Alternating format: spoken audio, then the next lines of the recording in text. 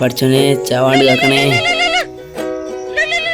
ചാവാൻ സമ്മതിക്കാത്ത കുറെ നിങ്ങൾ. ഹലോ എടാ എന്റെ ഷൂ എടാ. എടാ ഷൂ കിട്ടും. നീ 2 ദിവസം വെയിറ്റ് ചെയ്യ്. നന്നാല് കുഴപ്പമുണ്ടോ? അതിനെന്തിനാ ഷൂ നനയ്ക്കാൻ നിക്കണേ? ഇനി എന്റെ വല്യപ്പന്റെ കല്യാണത്തിന് കുളിക്കാൻ വന്നല്ലോ എടുക്ക്.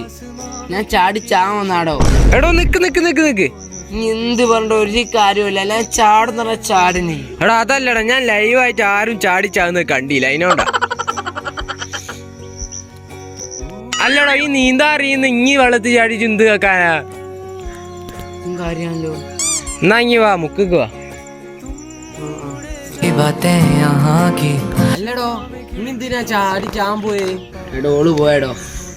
മറ്റേ മുക്കില്ല ഷഫീഖില്ലേ, മുല്ലപ്പരാന്ന് കേട്ട് അടുത്ത മാസം 15 കല്യാണം എന്നൊക്കെ പറയുന്നു. അതിന് ഇനി ചത്തിട്ടുണ്ടാ കാര്യോ? ഓള് നല്ലോണം ജീവിക്കല്ലേ ചെയ്യൂ. അങ്ങനെ ഞാൻ ബോളാട് കൊന്നാലോ?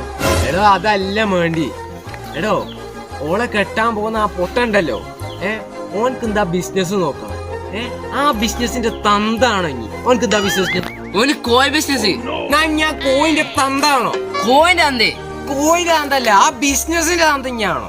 പിന്നെ പൈസ വേണ്ടേ? പൈസ വേണല്ലേ? എന്റെ എത്ര ബാങ്ക് ബാലൻസ് ഉണ്ട്? ഇല്ലല്ലോ. കഷ്ടിച്ച് 100 ഉറുപ്പ്യ ഉണ്ടാവും. എന്നാ വാ, ഒരാടി ഉണ്ട്, ചാടിക്കാൻ പോവാ.